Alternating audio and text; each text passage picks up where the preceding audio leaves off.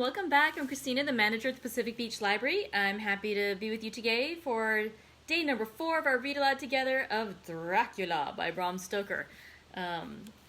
It's a lovely book. So I thought we'd start out by discussing what happened yesterday. And the reason I'm putting off tea is because, I got distracted by rereading over yesterday's chapter, and I forgot to pour the hot water onto my tea, so it is currently still steeping.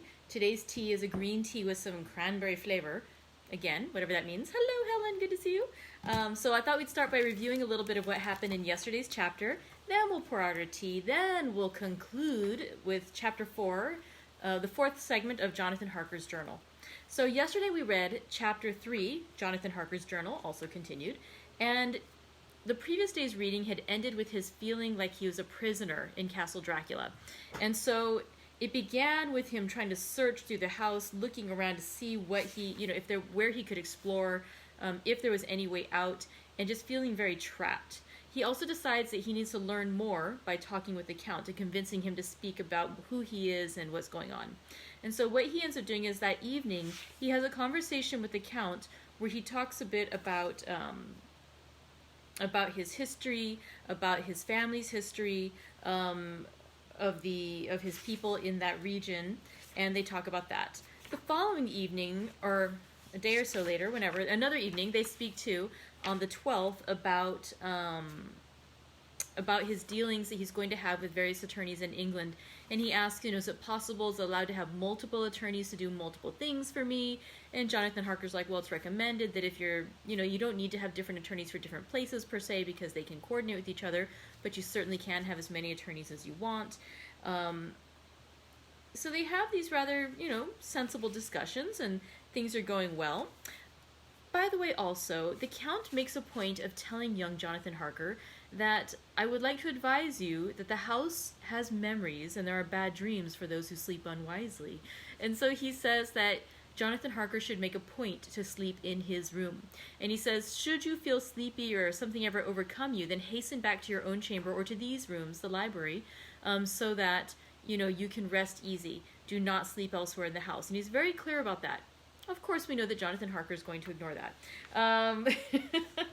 Let's see.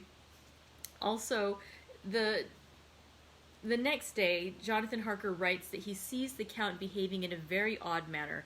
And specifically, he sees him climbing down a wall of the castle, exiting the castle by climbing down the exterior wall.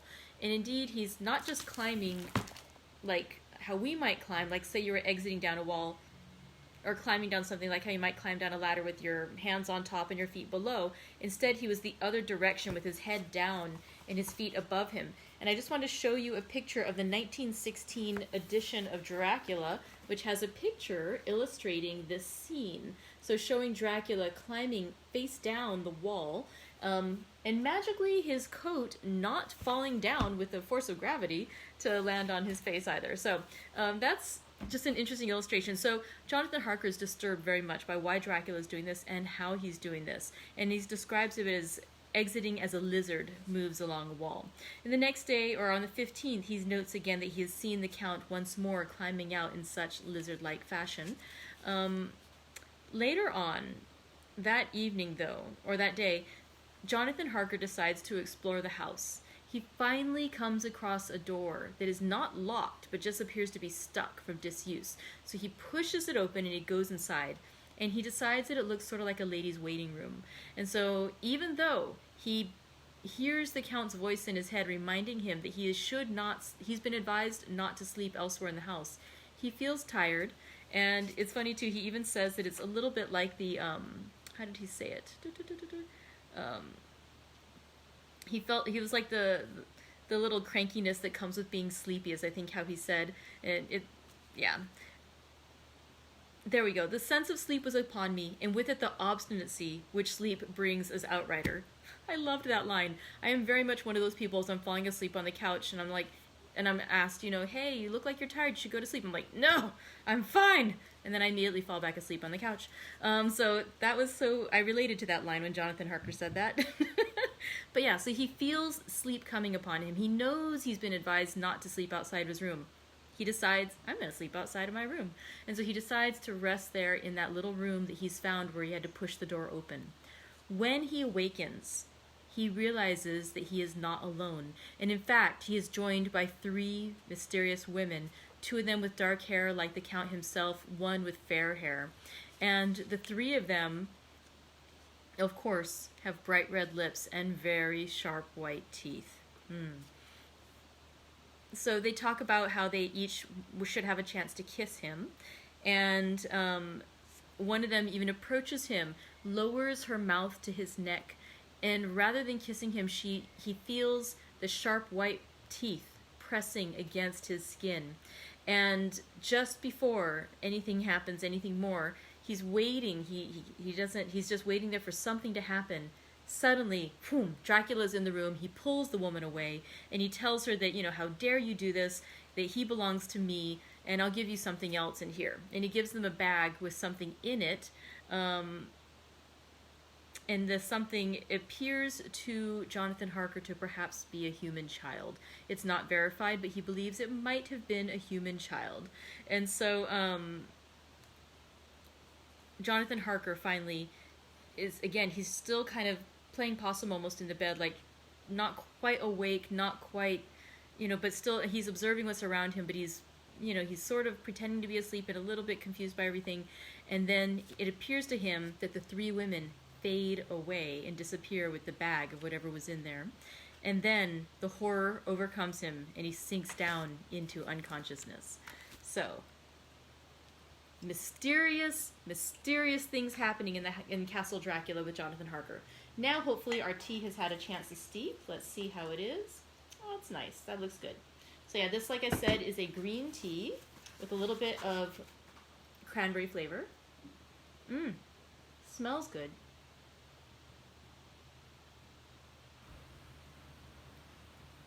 That is good. The cranberry is pretty faint in this one. The green tea is the overpowering scent, and I like a green tea, so that's good.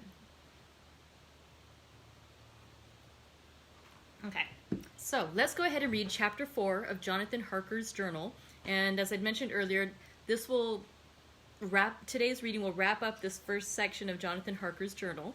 Tomorrow we'll get to hear another voice. Oh, one more thing I should mention too. In a lot of these chapters, there's multiple days journal entries. What I'd like to do too is I've been pausing before I introduce each new day. I'm also just going to do a quick gesture just to indicate that we're changing to a new day. So in case anybody's looking up and not just, walking around the house doing chores, whatever thing while I'm reading, if you do happen to see that gesture, that's indicating it's a break between another entry into the journal. Okay, so now let's go ahead and start with Chapter 4, Jonathan Harker's journal, continued. I awoke in my own bed. If it be that I had not dreamt, the Count must have carried me here. I tried to satisfy myself on the subject, but could not arrive at any unquestionable result. To be sure, there were certain small evidences, such as that my clothes were folded and laid by in a manner which was not my habit. My watch was still unwound, and I am rigorously accustomed to wind it the last thing before going to bed, and many such details. But these things are no proof, for they may have been evidences that my mind was not as usual, and, for some cause or another, I had certainly been much upset. I must watch for proof. Of one thing I am glad. If it was that the Count carried me here and undressed me, he must have been hurried in his task, for my pockets are intact. I am sure this diary would have been a mystery to him, which he would not have brooked. He would have taken or destroyed it. As I look round this room, though it has not been to me so full of fear, it is now a sort of sanctuary. Though it has been to me so full of fear, it is now a sort of sanctuary. For nothing can be more dreadful than those awful women who are waiting to suck my blood. 18 May. I have been down to look at that room again in daylight, for I must know the truth. When I got to the doorway at the top of the stairs, I found it closed. It had been so forcibly driven against the jamb that part of the woodwork was splintered. I could see that the bolt of the lock had not been shot, but the door is fastened from the inside. I fear it was no dream, and must act on this surmise. 19 May. I am surely in the toils. Last night the Count asked me in the suavest tones to write 3 letters, one saying that my work here was nearly done and that I should start for home within a few days, another that I was starting on the next morning from the time of the letter, and the third that I had left the castle and arrived at Bistritz. I would fain have rebelled, but felt that in the present state of things it would be madness to quarrel openly with the Count, whilst I am so absolutely in his power, and to refuse would be to excite his suspicion and to arouse his anger. He knows that I know too much, and that I must not live, lest I be dangerous to him. My only chance is to prolong my opportunities. Something may occur which will give me a chance to escape. I saw in his eyes something of that glittering wrath which was manifest when he hurled that fair woman from him. He explained to me that posts were few and uncertain, and that my writing now would ensure ease of mind to my friends, and he assured me with so much impressiveness that he would countermand the later letters, which would be held over at Bistritz until due time, in case chance would admit of my prolonging my stay, that to oppose him would have been to create new suspicion. I therefore pretended to fall in with his views, and asked him what dates I should put on the letters. He calculated a minute, and then said, "The first should be June 12, the second June 19, and the third June 29. I now know the span of my life. God help me. 28 May. There is a chance of escape, or at any rate of being able to send word home. A band of Zegeni have come to the castle and are encamped in the courtyard. These Zegeni are gypsies. I have notes of them in my book. They are peculiar to this part of the world, though allied to the ordinary gypsies all the world over. There are thousands of them in Hungary and Transylvania who are almost outside all law. They attach themselves as a rule to some great noble or boyar and call themselves by his name. They are fearless and without religion, save superstition, and they talk only their own varieties of the Romany tongue. I shall write some letters home and shall try to get them to have them posted. I have already spoken to them through my window to begin acquaintanceship. They took their hats off and made obeisance and many signs, which, however, I could not understand any more than I could their spoken language. I have written the letters. Mina's is in shorthand, and I simply ask Mr. Hawkins to communicate with her. To her I have explained my situation, but without the horrors which I may only surmise. It would shock and frighten her to death were I to expose my heart to her. Should the letters not carry, then the Count shall not know my secret or the extent of my knowledge. I have given the letters. I threw them through the bars of my window with a gold piece, and made what signs I could to have them posted. The man who took them pressed them to his heart and bowed, and then put them in his cap. I could do no more. I stole back to the study and began to read. As the Count did not come in, I have written here. The Count has come. He sat down beside me and said in his smoothest voice as he opened 2 letters, "The Segeni has given me these, of which, though I know not whence they come, I shall, of course, take care. See?" He must have looked at it. "One is from you, and to my friend Peter Hawkins. The other—" Here he caught sight of the strange symbols as he opened the envelope, and the dark look came into his face, and his eyes blazed wickedly. "The other is a vile thing, an outrage upon friendship and hospitality. It is not signed. Well, so it cannot matter to us." And he calmly held letter and envelope in the flame of the lamp till they were consumed. Then he went on. "The letter to Hawkins, that I shall, of course, send on, since it is yours. Your letters are sacred to me. Your pardon, my friend, that unknowingly I did break the seal. Will you not cover it again?" He held out the letter to me, and with a courteous bow handed me a clean envelope. I could only redirect it and hand it to him in silence. When he went out of the room, I could hear the key turn softly. A minute later, I went over and tried it, and the door was locked. When, an hour or 2 later, the Count came quietly into the room, his coming awakened me, for I had gone to sleep on the sofa. He was very courteous and very cheery in his manner, and seeing that I had been sleeping, he said, "So, my friend, you are tired. Get to bed. There is the surest rest. I may not have the pleasure to talk tonight, since there are many labors to me, but you will sleep, I pray." I passed to my room and went to bed, and, strange to say, slept without dreaming. Despair had its own calms. 31 May. This morning when I woke, I thought I would provide myself with some papers and envelopes from my bag and keep them in my pocket, so that I might write in case I should get an opportunity. But again, a surprise. Again, a shock. Every scrap of paper was gone, and with it all my notes, my memoranda relating to railways and travel, my letter of credit, in fact, all that might be useful to me were I once outside the castle. I sat and pondered a while, and then some thought occurred to me, and I made search of my portmanteau and in the wardrobe where I had placed my clothes. The suit in which I had traveled was gone, and also my overcoat and rug. I could find no trace of them anywhere. This looked like some new scheme of villainy. 17 June. This morning, as I was sitting on the edge of my bed, cudgeling my brains, I heard without a crackling of whips and pounding and scraping of horses' feet up the rocky path beyond the courtyard. With joy, I hurried to the window and saw drive into the yard 2 great lighter wagons, each drawn by 8 steady horses, and at the head of each pair a Slovak, with his wide hat, great nail-studded belt, dirty sheepskin, and high boots. They had also their long staves in hand.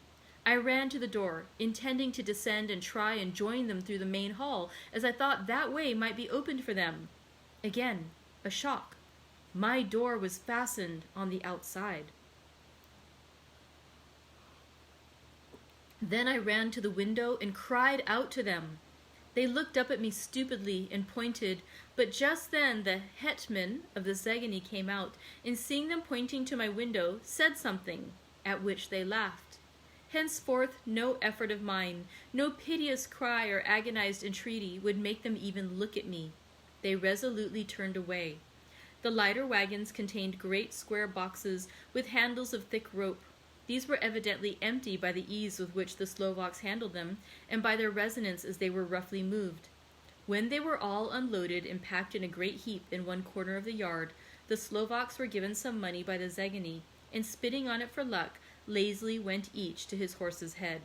Shortly afterwards, I heard the crackling of their whips die away in the distance. 24 June, before morning.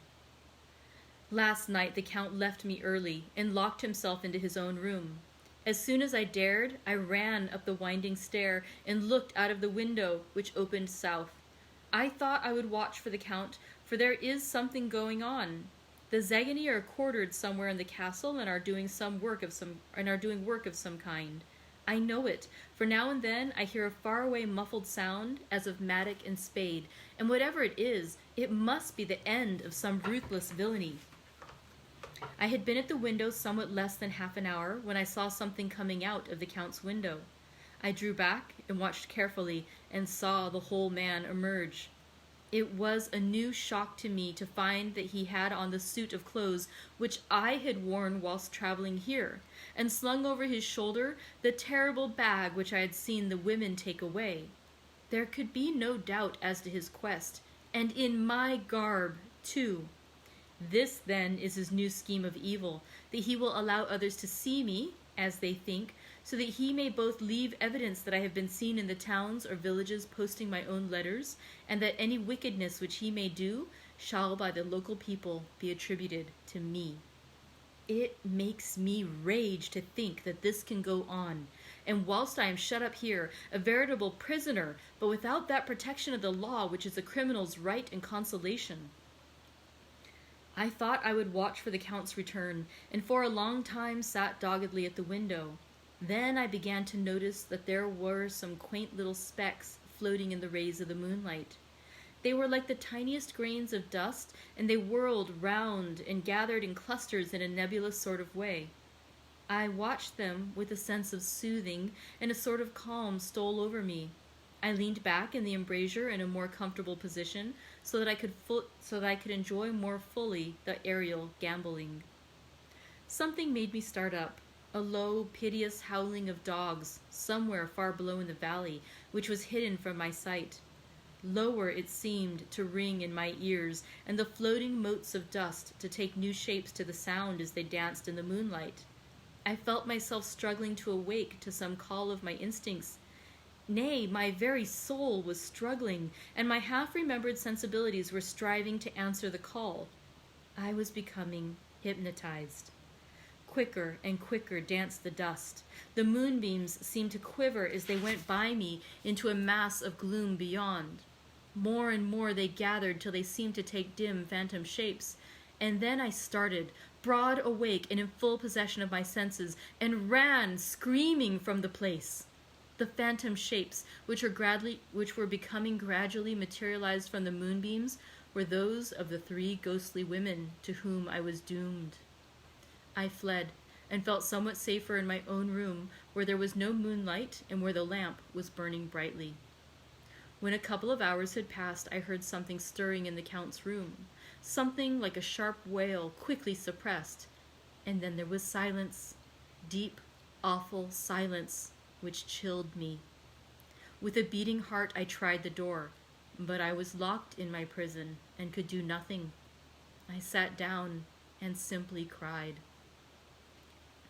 As I sat, I heard a sound in the courtyard without, the agonized cry of a woman.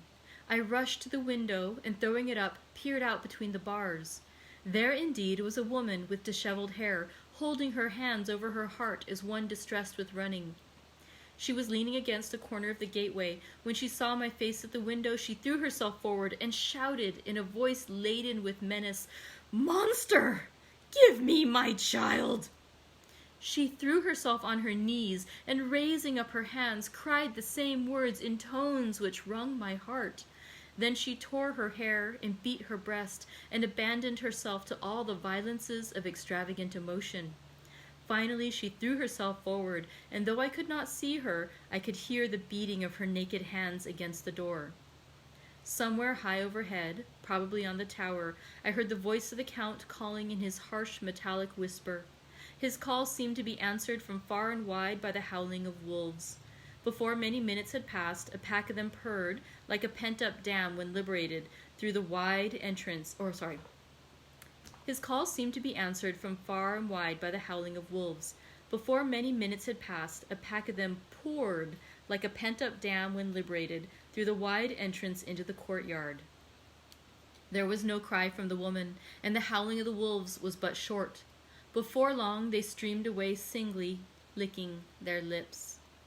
I could not pity her, for I knew now what had become of her child, and she was better dead. What shall I do? What can I do? How can I escape from this dreadful thing of night and gloom and fear? 25 June, morning. No man knows till he has suffered from the night how sweet and how dear to his heart and eye the morning can be. When the sun grew so high this morning that it struck the top of the great gateway opposite my window, the high spot which it touched seemed to me as if the dove from the ark had lighted there. My fear fell from me as if it had been a vaporous garment which dissolved in the warmth. I must take action of some sort whilst the courage of the day is upon me.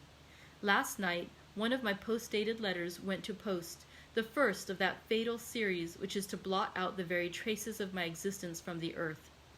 Let me not think of it. Action! It has always been at night time that I have been molested or threatened, or in some way in danger or in fear. I have not yet seen the Count in the daylight.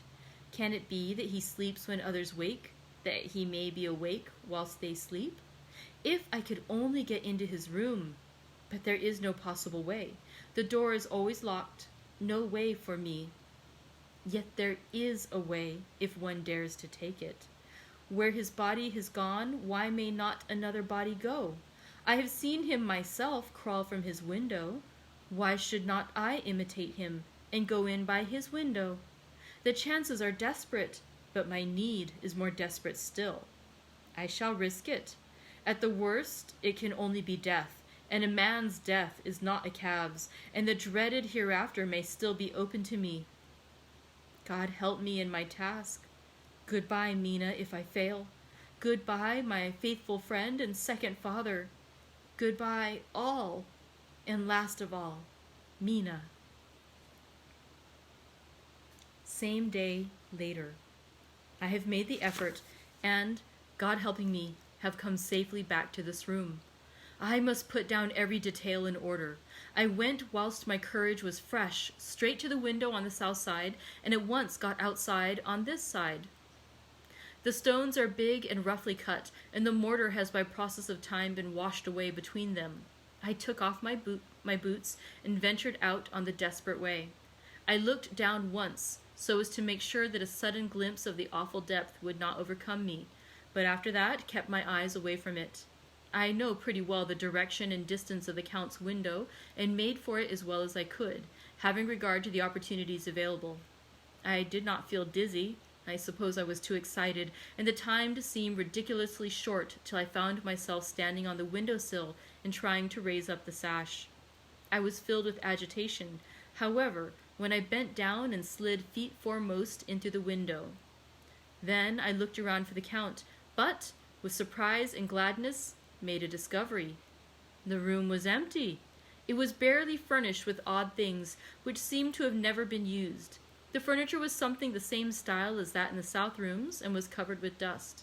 I looked for the key, but it was not in the lock, and I could not find it anywhere. The only thing I found was a great heap of gold in one corner, gold of all kinds, Roman and British and Austrian and Hungarian and Greek and Turkish money, covered with a film of dust as though it had laid long in the ground.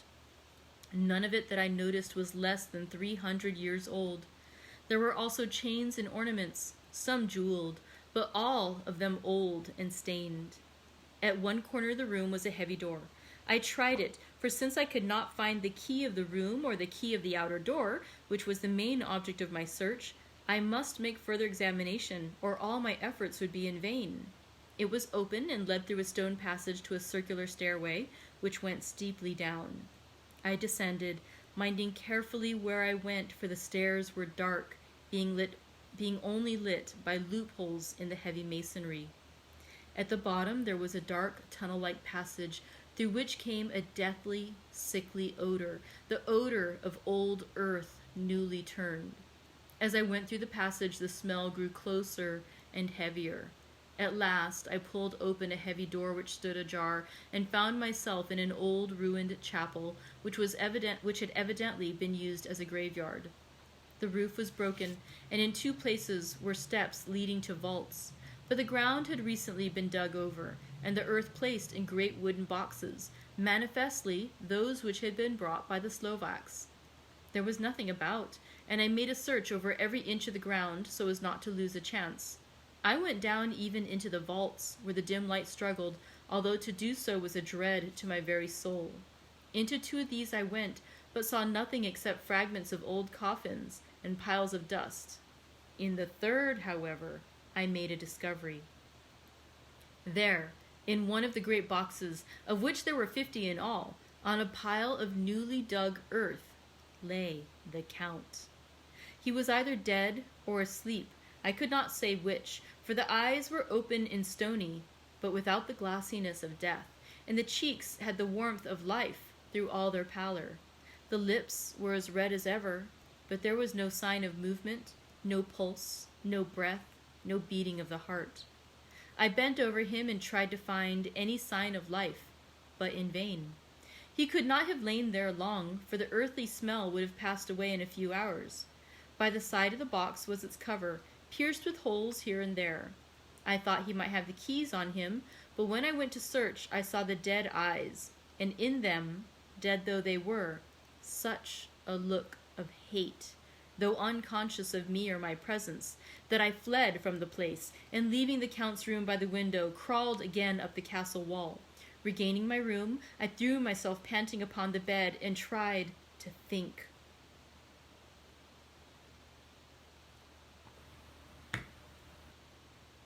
June 29. Today is the date of my last letter, and the Count is taking steps to prove that it was genuine, for again I saw him leave the castle by the same window and in my clothes. As he went down the wall, lizard fashion, I wished I had a gun or some lethal weapon that I might destroy him. But I fear that no weapon wrought alone by man's hand would have any effect on him. I dared not wait to see him return, for I feared to see those weird sisters. I came back to the library and read there till I fell asleep. I was awakened by the Count, who looked at me as grimly as a man could look as he said, "Tomorrow, my friend, we must part. You return to your beautiful England, I to some work which may have such an end that we may never meet. Your letter home has been dispatched. Tomorrow I shall not be here, but all shall be ready for your journey. In the morning come the Saguenay, who have some labors of their own here, and also come some Slovaks. When they have gone, my carriage shall come for you, and shall bear you to the Borgo Pass to meet the diligence from Bukovina to Bistritz. But I am in hopes that I shall see more of you at Castle Dracula." I suspected him and determined to test his sincerity. Sincerity! It seems like a profanation of the word to write it in connection with such a monster, so I asked him point blank, "Why may I not go tonight?" "Because, dear sir, my coachman and horses are away on a mission." "But I would walk with pleasure. I want to get away at once." He smiled, such a soft, smooth, diabolical smile that I knew there was some trick behind his smoothness. He said, "And your baggage?" "I do not care about it. I can send for it some other time." The Count stood up and said with a sweet courtesy which made me rub my eyes, it seemed so real, "You English have a saying which is close to my heart, for its spirit is that which rules our boyars. Welcome the coming, speed the parting guest. Come with me, my dear young friend. Not an hour shall you wait in my house against your will, though sad am I at your going, and that you so suddenly desire it. Come." With a stately gravity, he, with the lamp, preceded me down the stairs and along the hall. Suddenly he stopped. "Hark!" Close at hand came the howling of many wolves. It was almost as if the sound sprang up at the rising of his hand, just as the music of a great orchestra seems to leap under the baton of the conductor. After a pause of a moment, he proceeded, in his stately way, to the door, threw back the ponderous bolts, unhooked the heavy chains, and began to draw it open. To my intense astonishment, I saw that it was unlocked. Suspiciously, I looked all around, but could see no key of any kind. As the door began to open, the howling of the wolves without grew louder and angrier. Their red jaws, with champing teeth, and their blunt-clawed feet as they leapt, came in through the opening door. I knew then that to struggle at the moment against the Count was useless. With such allies as these at his command, I could do nothing. But still the door continued slowly to open, and only the Count's body stood in the gap. Suddenly, it struck me that this might be the moment and means of my doom. I was to be given to the wolves, and at my own instigation. There was a diabolical wickedness in the idea, great enough for the Count, and as a last chance I cried out, "Shut the door! I shall wait till morning," and covered my face with my hands to hide my tears of bitter disappointment. With one sweep of his powerful arm, the Count threw the door shut, and the great bolts clanged and echoed through the hall as they shot back into their places. In silence we returned to the library, and after a minute or two I went to my own room. The last I saw of Count Dracula was his kissing his hand to me, with a red light of triumph in his eyes, and with a smile that Judas in hell might be proud of. When I was in my room and about to lie down, I thought I heard a whispering at my door. I went to it softly and listened. Unless my ears deceived me, I heard the voice of the Count. "Back, back to your own place. Your time is not yet come. Wait, have patience. Tonight is mine. Tomorrow night is yours." There was a low, sweet ripple of laughter, and in a rage I threw open the door and saw without the 3 terrible women licking their lips. As I appeared, they all joined in a horrible laugh and ran away. I came back to my room and threw myself on my knees. Is it then so near the end? Tomorrow, tomorrow. Lord, help me and those to whom I am dear. 30 June, morning. These may be the last words I ever write in this diary. I slept till just before the dawn, and when I woke, threw myself on my knees, for I determined that if death came, he should find me ready. At last I felt the subtle change in the air, and knew that the morning had come. Then came the welcome cockcrow, and I felt that I was safe. With a glad heart I opened the door and ran down to the hall. I had seen that the door was unlocked, and now escape was before me. With hands that trembled with eagerness, I unhooked the chains and drew back the massive bolts. But the door would not move. Despair seized me. I pulled and pulled at the door and shook it till, massive as it was, it rattled in its casement. I could see the bolt shot. It had been locked after I left the Count. Then a wild desire took me to obtain the key at any risk, and I determined then and there to scale the wall again and gain the Count's room. He might kill me, but death now seemed the happier choice of evils. Without a pause, I rushed up to the east window and scrambled down the wall, as before, into the Count's room. It was empty, but that was as I expected. I could not see a key anywhere, but the heap of gold remained. I went through the door in the corner and down the winding stair and along the dark passage to the old chapel. I knew now well enough where to find the monster I sought.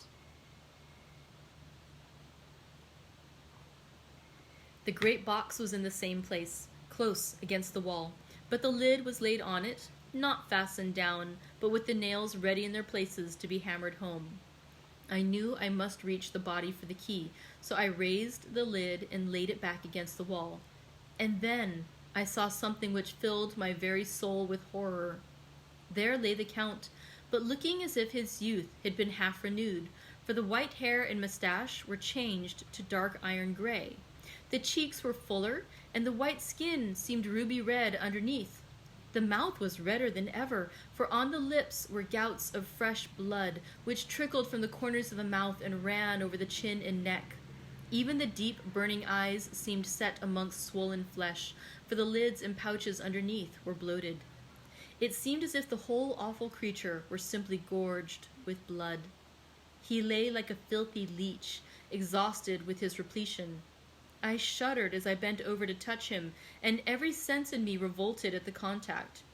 But I had to search, or I was lost. The coming night might see my own body a banquet in a similar way to those horrid 3. I felt all over the body, but no sign could I find of the key. Then I stopped and looked at the Count. There was a mocking smile on the bloated face which seemed to drive me mad. This was the being I was helping to transfer to London, where perhaps, for centuries to come, he might, amongst its teeming millions, satiate his lust for blood and create a new and ever-widening circle of semi-demons to batten on the helpless. The very thought drove me mad. A terrible desire came upon me to rid the world of such a monster.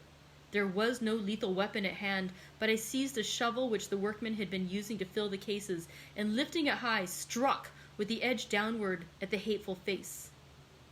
But as I did so, the head turned, and the eyes fell upon me with all their blaze of basilisk horror. The sight seemed to paralyze me, and the shovel turned in my hand and glanced from the face, merely making a deep gash above the forehead.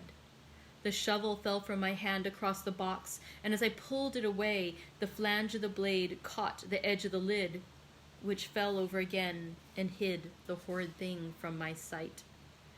The last glimpse I had was of the bloated face, blood-stained and fixed with a grin of malice which would have held its own in the nethermost hell. I thought and thought what should be my next move, but my brain seemed on fire, and I waited with a despairing feeling growing over me. As I waited, I heard in the distance a gypsy song sung by merry voices coming closer, and through their song the rolling of heavy wheels and the cracking of whips. The Zegani and the Slovaks of whom the Count had spoken were coming. With a last look around and at the box which contained the vile body, I ran from the place and gained the Count's room, determined to rush out at the moment the door should be opened. With strained ears I listened and heard downstairs the grinding of the key in the great lock and the falling back of the heavy door. There must have been some other means of entry, or someone had a key for one of the locked doors. Then there came the sound of many feet tramping and dying away in some passage which sent up a clanging echo. I turned to run down again towards the vault where I might find the new entrance.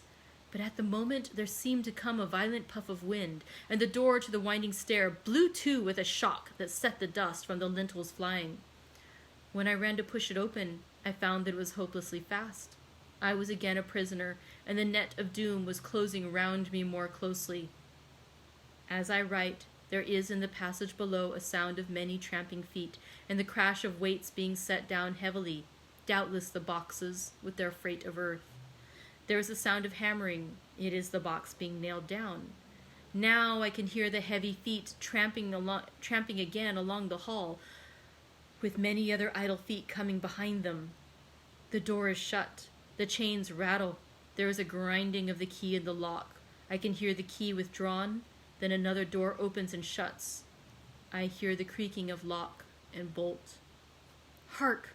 In the courtyard and down the rocky way, the roll of heavy wheels, the crack of whips, and the chorus of the Zegani as they pass into the distance. I am alone in the castle with those awful women. Foul! Mina is a woman, and there is naught in common. They are devils of the pit. I shall not remain alone with them. I shall try to scale the castle wall farther than I have yet attempted. I shall take some of the gold with me, lest I want it later. I may find a way from this dreadful place. And then, away for home, away to the quickest and nearest train, away from the cursed spot, from this cursed land, where the devil and his children still walk with earthly feet. At least God's mercy is better than that of these monsters, and the precipice is steep and high. At its foot, a man may sleep as a man. Goodbye, all. Mina.